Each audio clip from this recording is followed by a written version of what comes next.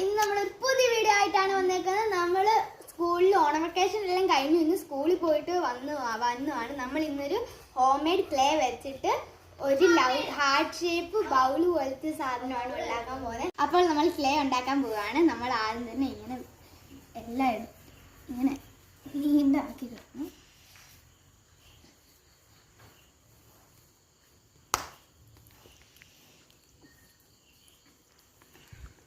ഇങ്ങനെ കുറച്ച് കുഞ്ഞിതാകായി. അപ്പോൾ ഗൈസ് നമ്മുടെ ഹാർട്ട് ഷേപ്പ് ബൗള് പോലത്തെ സാധനം ഇവിടെ റെഡി ആയിട്ടുണ്ട്. കുറച്ചും കൂടെ ഉണങ്ങാനുണ്ട്. അത് നമ്മൾ പെയിന്റ് അടിക്കുമ്പോൾ ഉണങ്ങിയിട്ട് നല്ല വൃത്തിക്ക് കാണിച്ചു തരുന്നതായിരിക്കും.